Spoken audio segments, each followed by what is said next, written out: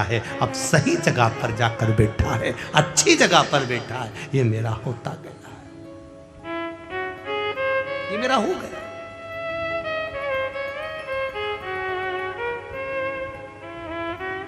कितनी अविरल भक्ति समझाया, रावण नहीं समझा।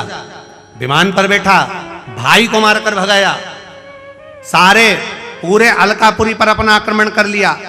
और जब पुष्पक विमान में बैठकर चला और विमान में बैठकर मन की गति से तेज चलने वाला वो विमान एक जगह पर जाकर धीमा हो जाता है, एक जगह पर जाकर स्लो हो जाता है। जब गाड़ी एक जगह पर कहीं स्पीड ब्रेकर आ गया और वहां स्लो हो गई, तब समझ में आया कि मेरा विमान यहां धीमा क्यों हुआ, यहां धीमा क्यों हुआ। तो क्या देखता है लंकाधिपति रावण कि नीचे एक बड़ा साला, बहुत बड़ा सारा एक नंदी, बहुत विशाल नंदी नीचे घूम रहा है और उस नंदी के ऊपर से, मात्र नंदी के ऊपर से वो पुष्पक विमान निकलकर जा रहा है और पुष्पक विमान की गति धीमी हो गई। पुष्पक विमान की गति,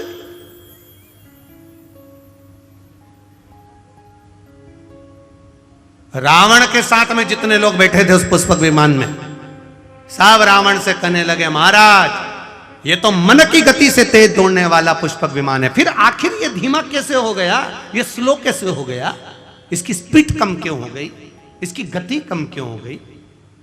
रावण कहता है मुझे समझ में नहीं आ रहा, पर नीचे एक बड़ा सारा नंदी घूम रहा है, वो नंदी घूम रहा है इसलिए इसकी गति थोड़ी कम हो गई है। तो जितने बैठे थे, अब रावण इतना अहंकारी था तो उसको ज्ञान देने वाले कितने अहंकारी होंगे।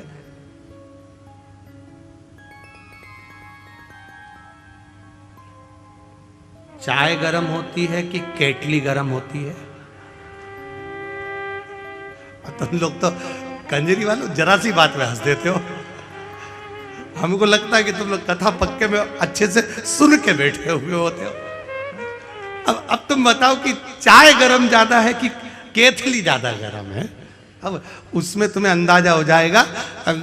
हम जहाँ जयेश भाई के यहाँ रुके हैं, नाम जयेश है ना, जयेश भाई के हम जहाँ रुके तो वहाँ पर उन्होंने वो गिलास में गरम गौ माता का दूध वगैरह ला कर दिया आरोगने के लिए, ठाकुर जी के लिए।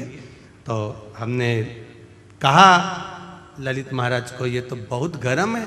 तो इतने में ललित महाराज बोले, नहीं नहीं गुरुजी, दूध तो ठंडा है, गिलास गर्म है। नहीं, दूध ठंडा है पर गिलास गर्म है। अब चाय इतनी गर्म नहीं है जितनी केतली गर्म है। उसी तरह बड़े बड़े, बहुत बड़े बड़े, जो बहुत ऊंचे ऊंचे मालूम पड़े, बहुत बड़ा वो आनंद हुआ और मालूम पड़े, तो साहब जो कुर्सी पर बैठा है वो तो बड़ा नम्र है, तो बड़ा सहज है, बड़े सरल नेचर के हैं, बड़े सहज है, बड़े सरल है। अब उनसे मिलो तो लगे बहुत सरल, बड़े सहज, पर उनके साथ जो केतली है वो बड़ी है। पास मत जाना, दूर हटाओ। कैसे घुस गए, कैसे पहुंच गए? इतने में जो कुर्सी पर बैठा, शांति रख, एक केतली थोड़ा रुक, अभी रुक, चाय ठंडी है, कोई बात नहीं, आन दो, आराम से आन दो, दर्शन करने दो, भक्त हैं, भगवान के हैं, प्रिय हैं, पर केतली हट, दूर हट, क्या है, दूर हटो, वहां जाओ, वहां बैठो, वहां करो। कई बार इन बाउंसरों को देखकर भी हमको ऐसा ही लगता है, केतली बड़ी खराब, चाय तो ठीक है अपनी जगह पर केतली बड़ी खराब बड़ा।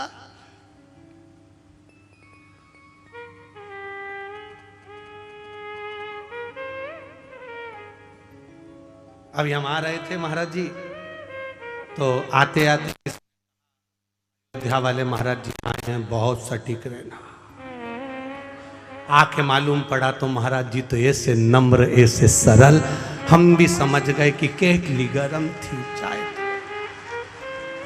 संत इतना सहज, इतना सरल होता है, ये देखने को मालूम पड़ता है। यहाँ संतों की सभा में संत विराजमान है, यहाँ गुरुजन बैठे, इतनी नम्रता, इतनी सरलता में, क्या सुंदर उन्होंने अपनी वाणी से कहा है। महाराज जी दंडवत करता हूँ, प्रणाम करता हूँ। आपकी सहजता, आपकी सरल, और एक थोड़े से प्रवचन में राष्ट्र उत्थान की भी बात कह देना, थोड़े से प्रवचन में आपके कल्याण की भी बात कह देना, थोड़े से प्रवचन में राम भक्ति की ओर अग्रसर कर देना।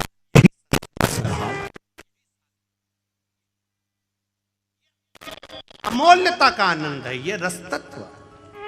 और किस्मत वाले हो, कंजित वाले हो, भाग्यशाली हो आप, जो हमारे बीच में इन पूज्य गुरुदेव का दर्शन अयोध्या से यहाँ चलकर हुआ है। ऐसा लगता है राम स्वयं आए, वृंदावन से कृष्ण स्वयं आए, ऐसा लगता है मेरा राघव यहाँ पहुंच गए। ये तत्व हमारे भीतर, ये सुख हमारे। अब उतरा सिंहासन नीचे, नीचे उतरा, और सिंहासन नीचे उतरते से पुष्पक विमान पे से नंदी के सामने राम के सामने खड़ा होकर कह दिया लंकाधिपति ने, तुम कौन? नंदी कहता है मैं नंदी। आप कहां जा रहे हो? हमें उस मार्ग पर जाना है। नहीं, उस मार्ग पर तो मेरा देव महादेव रहता है, मेरा महादेव। रावण कहते हैं कि ये महादेव रह रहे हैं। हाँ, तो वो तो भस्म रमाने वाला, जटाजूट बांधने वाला, मृगछाला पहनने वाला, गले में रुद्राक्ष की माला पहनने वाला, सर्प गले में धारण करने वाला, बिच्छू पहनने वाला, एक साधारण सा, साधारण, एकदम सहज, सरल, साधारण, तो उसमें दिक्कत क्या है? विमान तो ऊपर से जाएगा, महादेव तो नीचे बैठे हैं, फिर से दिक्कत क्या है? क्या तकलीफ? आज भी हमारे सनातन धर्म में, आज भी हमारे सनातन धर्म में भगवान का मंदिर होता है, शिवजी विराजमान होते हैं, शंकर भगवान बैठते हैं, या राम जी बैठे हैं, या भगवान कृष्ण बैठे हैं, या देवी भवानी बैठे, जो भी देवता बैठते हैं, उसका आकृति ऐसी बनाई जाती है कि उसके ऊपर कोई पांव न रख पाए, कोई चढ़ ना पाए। लंकाधिपति रावण, तेरा विमान अगर ऊपर से जा रहा है तो उसमें श्रेष्ठता नहीं, क्योंकि मेरे महादेव बैठकर तप साधना कर रहे हैं, माँ जगज्जननी पार्वती के साथ मेरे महादेव बैठे हैं। रावण ने कहा, अब इसको जब कुबेर नहीं समझा पाया, देवता नहीं समझा पाए, तो इसको ये नंदी कैसे समझा देगा? नंदीश्वर ने समझाना चाहा, नहीं माना, खूब समझाया, नहीं माना, खूब समझाया,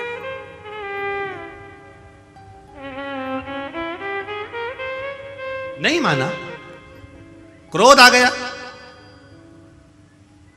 अब विद्वान हो, विद्यावान हो, विद्यावान को समझाओगे क्रोध नहीं आएगा, विद्यावान को कहोगे तो क्रोध नहीं आएगा, पर जिसमें विद्वत्ता भरी होगी, जिसमें अहंकार भरा होगा, जो अपने आप को विद्वान समझता होगा, उसको अभिमान का, अहंकार का क्रोध तुरंत आ जाए। रावण को क्रोध आ गया, मेरा रथ निकलेगा तो यहीं से, पुष्पक विमान निकलेगा तो यहीं से, शंकर भगवान को उठाकर मैं ले जाकर दूसरी जगह रख देता हूं, दूसरी जगह रख दूंगा।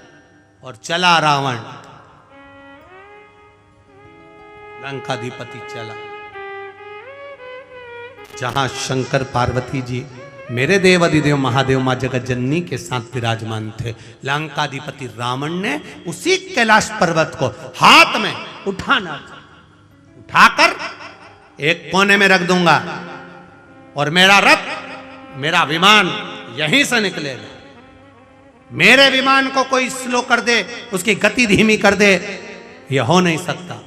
और जो हाथ पर पर्वत को उठाया, थोड़ा सा ही उठा था, इतने में महादेव को मालूम पड़ा कि नंदी ने समझाया पर नहीं समझा। तब मेरे महादेव ने अपने पैर का अंगूठा जैसे ही नीचे करा, करते से ही दोनों हाथ लंकाधिपति रावण के उसमें दब गए। तो हाथ भी इतने थे, दूसरे लगाए। शिव जी ने कहा तू लगा ही ले, लगा दम, लगा, लगाया। उठे नहीं, हाथ दब गए। पर्वत के नीचे चिंगाड़ पड़ा, चीख पड़ा, भयंकर नाद करने लगा। ऐसी गर्जना करी कि जिन नारियों का गर्भ था वो वहीं गिर गया। इतना भयंकर चिल्लाया लंकाधिपति रावण, इतना भयंकर। नंदी ने देखा, नंदी ने देखा। अभी इससे पहले जो कथा थी, कहाँ थी? परवणी, महाराष्ट्र में। उसमें आपको एक बात कही थी, वक्ता से समझ जाओ तो ठीक है, नहीं तो वक्त जब समझाता है तो अच्छे अच्छे को हिलाकर रख देता है। परवणी की कथा में एक बात कही थी, वक्ता से समझ जाओ तो ठीक है, नहीं तो वक्त जब समझाएगा तो रुला रुला कर समझाएगा। इसलिए वक्ता और वक्त में अंतर है। वक्ता समझाता है तो वक्त बदल देता है, और वक्त समझाता है तो तेरी दशा बदल देता है। दोनों में अंतर है।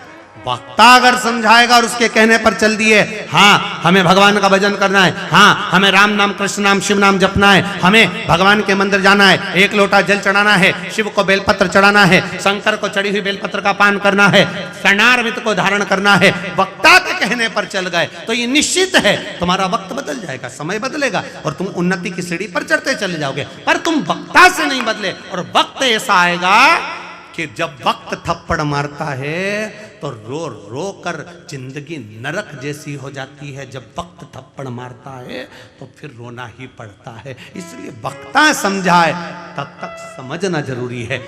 आज रावण के हाथ फंसे। वक्ता मिला था श्री नंदीश्वर, नंदी जी मिले थे, वो नंदी ने समझाया। भगवान शंकर के नंदी समझा रहे, रावण समझ ले ऊपर से मत जा। नहीं समझा, नहीं मैं तो जाऊंगा, तो हाथ फंसा कर बैठ गए। नहीं समझा, समझ जाता तो बात थी। कितना समझाए लोग, कितना कहते हैं साहब समझ जाओ रे, समझ जाओ रे, समझ जाओ रे, पर नहीं समझो तो फिर आगे क्या कर सकता। नहीं समझो।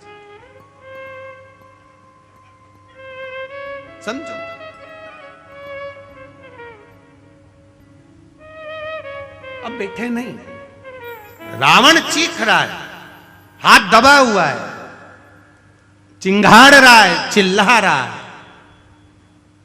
फिर कोई नहीं आया। तब वो नंदी जो वक्ता था, जिसने ज्ञान दिया था, समझाया था, वो नंदी आया। और नंदी ने आकर कहा, रावण मैंने तुझे समझाया था, तू समझता क्यों नहीं है? तू क्यों नहीं समझा?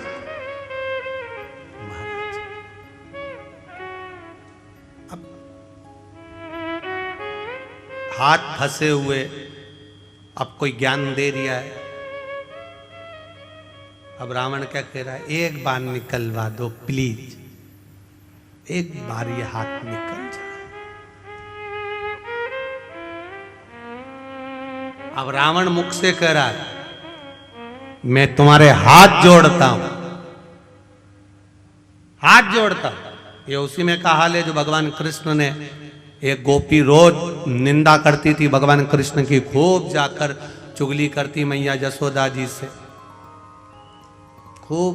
तो यशोदा जी के सामने गई तो इतने में गोपी ने कह दिया, यशोदा जी ने भी कह दिया, जिस दिन तू पकड़ कर बताएगी मैं मान जाऊंगी। तो सखी ने भी कह दिया, मैं नहीं पकड़ के बताऊं तो मेरा नाम गोपी नहीं। इतने में भगवान कृष्ण ने भी आकर कह दिया, पकड़ के बता दे अब तू।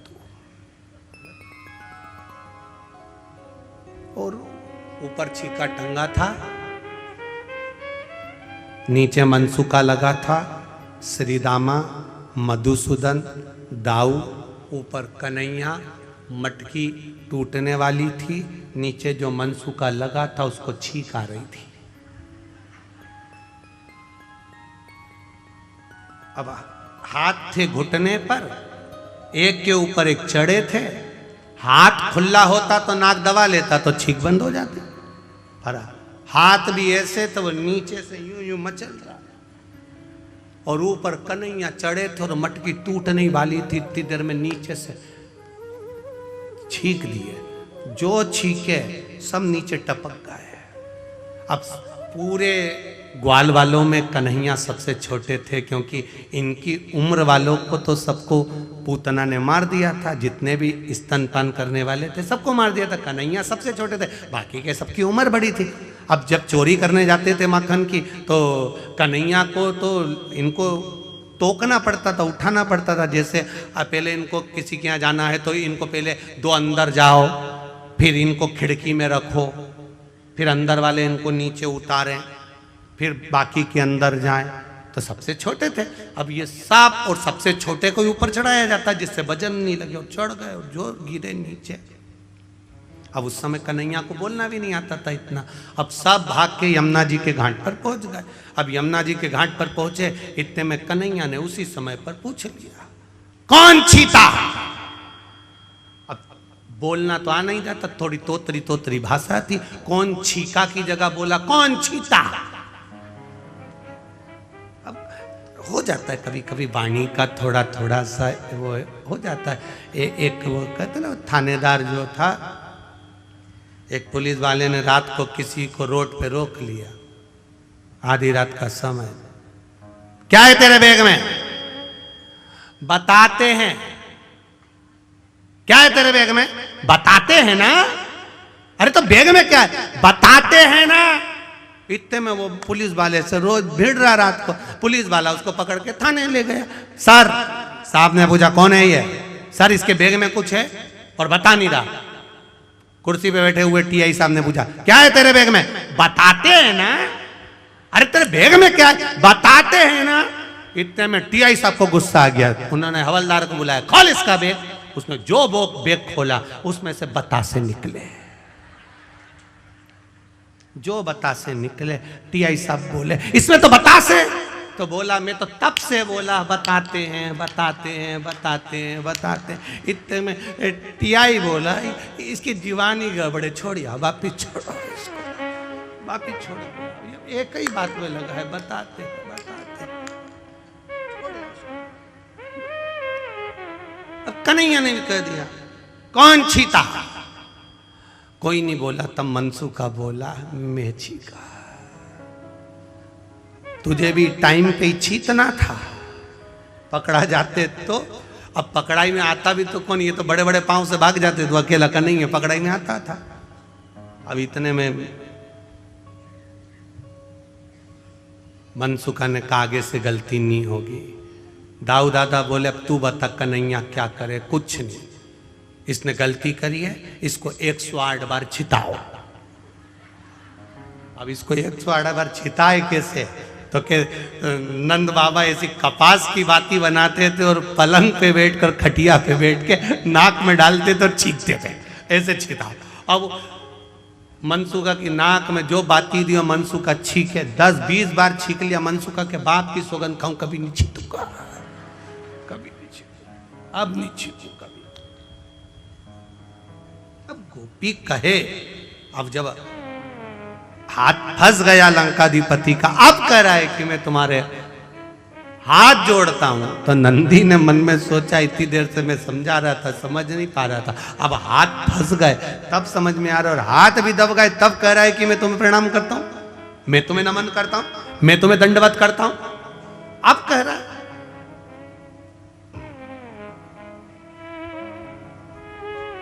हाथ फंस। हम जब पूरी तरह से फंस जाते हैं, बुरी तरह से फंस जाते, तब फिर हमको याद आता है कि हमें भगवान की शरणागति में जाना है। आखिरी में, अंत